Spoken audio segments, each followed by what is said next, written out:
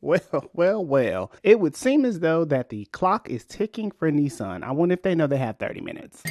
Do you know you have 30 minutes? Are you kidding me? 30, yes. Perhaps they don't.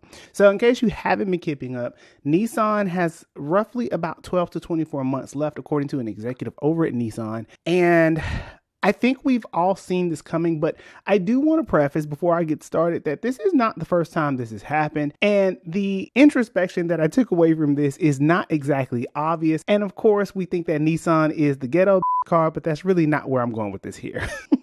What's up, guys? My name is Chris, and welcome to The Breakdown, where we talk about everything cars, news, and reviews. If you're new to the channel, welcome. And of course, if you're not, welcome back. So y'all beat me up last week, and I had to fight all of y'all like I was Uma Thurman. I just felt like I had to swing the sword on y'all. But anyway, Nissan has apparently been in the news as of late, probably the last 2 or 3 weeks, because they are on their last leg and they are looking for a way out. What am I talking about?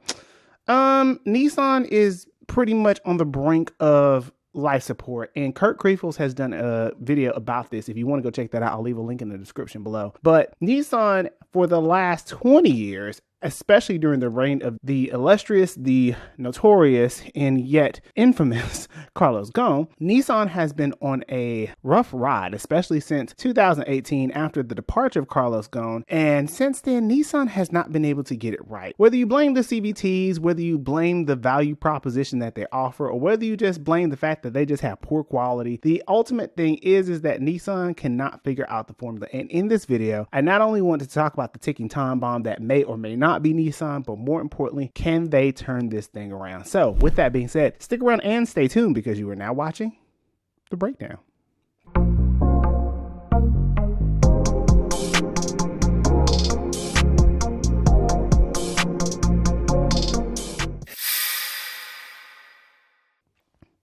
So I'm going to try to do my best to give you a lot of straightforward and direct, somewhat objective facts. But sometimes when we say things, we have to remember that there is a possibility that I may come off a particular way. And if I do, I apologize. But I do want to preface that this is not necessarily just an opinion, but there is some fact and logic behind what I'm about to say. So let's go ahead and get into it. Now, as of 2005, because it's very difficult to find data as further back than that, Nissan has sold roughly about 18.7 million units over the last 20 years. And it has seemed as though in the last couple of years, they just have been on a rough ride. Now, in case you weren't aware, Carlos Ghosn left the Nissan brand abruptly, like many CEOs do, which seems to be the theme of the week. I don't know what that's about. But Carlos Ghosn is one of the driving forces behind Nissan. And since his departure, Nissan has not been able to correct course. The thing is that even though we can say that it may have been a trifecta of things, there is pretty much no real way to explain the actual problem without stating the obvious first. I'm going to say that Nissan has always been seen as a value brand, unlike Honda and Toyota, which offer not just reliability, not just simplicity, but affordability. And Nissan has always been a company that focuses on performance, but since the early to late 90s, they struggled to turn a profit. Now, I got a good glimpse of Carlos Ghosn's perspective back in the early 2000s when he had first taken over the company in terms of profitability. And it seems as though that he is a very critical component of the story, because his hand always seems to be in the company's interwovenness, if you will. One of the reasons why Nissan is struggling as a whole is particularly because they do not offer the right amount of products in the right packaging. Let me explain. So Nissan, like many other companies, is kind of riding the wave. And if I'm being quite honest, this electrification route has been a very difficult one, because we don't really know which direction we're going. And I wanted to do a video about that. And I wanted to explore that because it seems as though there's one company that's really bad, there's another company that's going forward, and nobody's in a centralized format of where they want to go. And I don't know, it just seems like everybody's confused. I'm confused half the time of who's coming out with the EV versus who's coming out with the hybrid or whatever. But the fact that remains is that Nissan does not offer a practical hybrid that people simply want or recognize, if you will. They may offer it, but they don't necessarily market it. The Leaf has been one of their better selling EVs, and they've been on the Leaf for a few generations now. But But the problem that has always been with the Leaf is that even though it is a great value, it doesn't exactly have the performance and range that many of its other competitors have, which could be the same set for their internal combustion engines. As far as Carlos Ghosn goes, going back as far as 1998, 1999, it was very interesting to see how he had transformed the company. He was initially called to change the company because for the last 8 years prior to him being there, they had struggled to make a profit. And apparently they were losing like $1,000 on every car that they sold prior to. Now, his ideology when he got there was to simply clean house. And it's always easy to say we should clean house as a CEO for a new direction, but he was in a very sticky situation, which we'll tie later into the story. He was in a very sticky situation where he couldn't come in and drop the hammer, and he had to be a little tight-lipped about what he wanted to do before actually changing anything, because over in Japan, culture is very, very important. And of course, being of a French company coming in to overtake a Japanese company, and apparently the Renault company had put a 36% stake into Nissan at the time. So that's 1/3 of the company. And that's pretty big considering the differences between where Nissan, Honda, and Toyota were kind of activating themselves. He did a lot of different things with the tenure, basically obliterating it. So he invested more into the cross-field teams to figure out what needed to be done and mobilize them. In addition to that, he also did a more incentivized-based pay structure. And over the course of the 20 years that he was there, he was one of the people that really transformed the company. And that is why he tends to get the glorified hail that he does. Even the way he left was epic for all intents and purposes. But Nissan since then has not been able to get rid of the ghost of Carlos Ghosn, as it seemed as though in the last few years they have just not been able to make things work. Now, one of the biggest complaints aside from the hybrids is that they lack a core model that really shows what they're capable of. And I'm going to get to the big elephant in the room because I know y'all are just waiting for me to say it. I've already done a video about this in case you hadn't seen it. But the other thing to note is that there is no core model outside of very few, like the Rogue is one of them. And the Rogue took over the Altima roughly about 2016, 2017. And that's when it became more of the dominant core model, which the Altima had been for a very long time.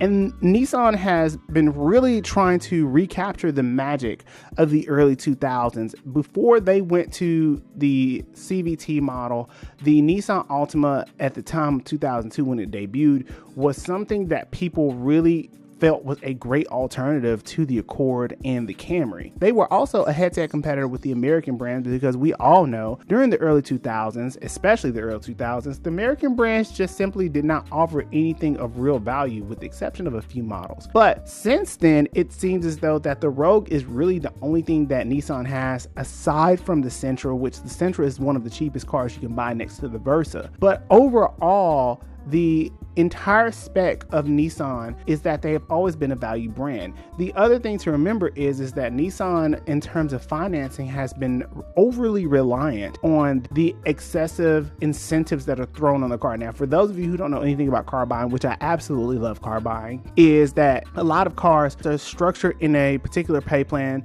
Most incentives are usually what's called on the hood, which means on the front end of the loan, whereas some are done in the trunk, which are on the back side of the loan where they reimburse the dealer. What that means is that usually when a car company overly relies on incentives to discount their models to get more people to buy, it becomes a problem when more consumers try to turn their cars in for trade-in later. And I'll get to quality in a minute, but in terms of how long they last as opposed to how long people are paying for them, and I'm going to say this delicately, it's almost as if Nissans are designed to only last as long as you're paying for them before it's time to buy a new one. Now, that does not talk about the performance, because aside from the CVT, for the most part, Nissans are pretty stable. They're pretty, they're okay. I won't take them away. I think they have their place, like Hyundais and Kias have their place, Mazdas and, many other car companies have their place. But I don't want to get too deep into the financing of these cars as for more people really want to know. But I will say that if you really pay attention to who their target audience is, it's harder for a person to get into a Honda than it is a Nissan. And I'm going to say that at that. Do with that what you will. Considering their design, considering their performance, considering everything else, it would seem as though there's a reason why they're struggling.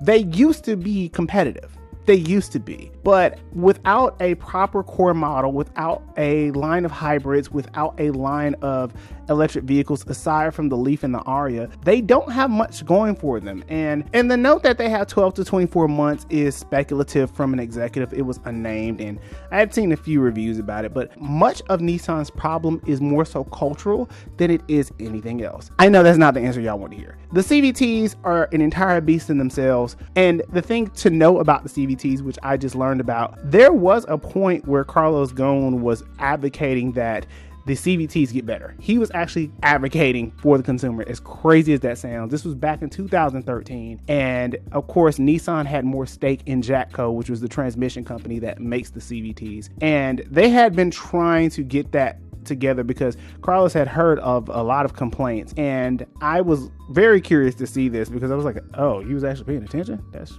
strange.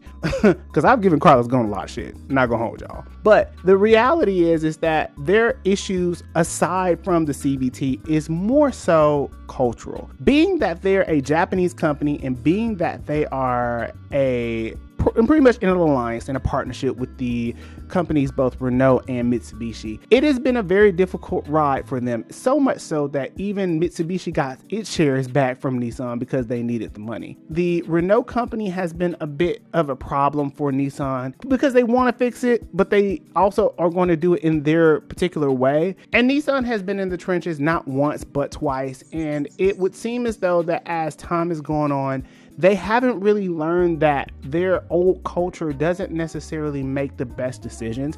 And the other thing to remember is that they don't really understand how to work the books in a way that makes most sense. I want to wrap this up by saying that the culture is ultimately some of the bigger issues. Between the friction of Renault and Nissan, it would seem as though that a lot of decisions couldn't have been made. Fun fact is that Nissan actually wanted to work with Daimler Chrysler, but Daimler Chrysler said that they basically felt like it was pretty much throwing $5 billion worth of steel into an ocean. That's pretty much what one executive said, which I thought was completely rude. But the idea for Daimler Chrysler was that we are not going to invest our money as you have demonstrated that you are not capable of properly managing your books. And at the end of the day, all of this is about profitability. You know, any type of car company's venture in capitalism, our whole design is to make money and to keep the money. And apparently, this is not new for Nissan to have lost hundreds or thousands of dollars on each unit that they sell. I will say also, though, that even though I try to not necessarily place the blame on the CVTs tie into the brand reputation of Nissan, in addition to the fact that pretty much anybody can get one openly and freely. All of those things put together almost warp the idea of who Nissan is as a brand and changes the brand perception of who they could be. And so, can they turn this thing around in 12 to 24 months? That is highly dependent on their strategies going forward, which they've said that they're trying to work towards 2030, move towards electrification. They're trying to do a lot of different things, but when I first saw it, I said that the 2030 vision was a bit ambitious. Call me a skeptic. But we've seen car companies try to move at an expeditious rate, and it almost never goes according to plan, especially from a supply chain perspective. Given that there will be a new administration coming in and there will be a lot of different changes for the auto industry, everything that we know in the past couple of months to a couple of years will pretty much have gone out the door. Depending on how that regime decides to make certain decisions will ultimately affect what type of cars we get. And again, nobody's really centralized on how we're going. Are we going electric? Are we going hybrid? Are we going hydrogen? Nissan really has to pay attention to that, because if they don't, they'll get left in the dust. And it would seem as though they already have. But I do think that they have the possibility to turn it around, as they are currently trying to work out the kinks in getting themselves together. But burning through cash and burning through incentives to get people to buy is probably not the best thing. If it were me, I can't say this, I'm not a CEO, I've never ran a company besides this one. By the way, if you'd like to donate to the channel, feel free to do so. The link is in the description below. But if Nissan were to do anything, I would strongly consider to pull back production, which they already have talked about, cut jobs, which they've already done. But more importantly, don't cut so much jobs to the point where it begins to affect the quality, and make it a higher barrier to entry for people to get into the Nissans themselves. I'm not going to hold you. It seems as though this is an uphill battle if you only have 24 months. We don't know what products are in the pipeline. We don't know what's going to happen with a lot of the models that they have, being that they're trying to transition over into electric. We just don't know. But the quality is really what is going to sell the product, and brand reputation and how people perceive the brand. And unfortunately, Nissan just struggles with the idea of brand identity and who their target audience is. Mazda did a really good job of refocusing who their target audience is and has not let up off our neck since. But that is a great example of how a company can reshape itself, especially once they bought their shares back from Ford. And maybe they need to divorce Renault. That could be part of the problem and just be their own entity again, but it would seem as though they can't. But the same thing happened when Carlos Ghosn got into power for Nissan. He did a great job, but he also cut a lot of different things, and we're still feeling the effects of that to this day, with many of the Nissans that were made 15 years ago are not on the road today, with the exception of a few Altimas. But I don't know if they'll make it, but I do think they can turn it around. It's just going to require a lot of diligence and a lot of patience, and I don't know if the company has that. But with that being said, feel free to leave me a comment below and let me know if you think Nissan can turn it around, what they should do, or if they should just back it up. Because quite frankly, it's looking that way. But I think somebody come in and swoop in and save the day again. But with that being said, until the next video, I will see you guys later.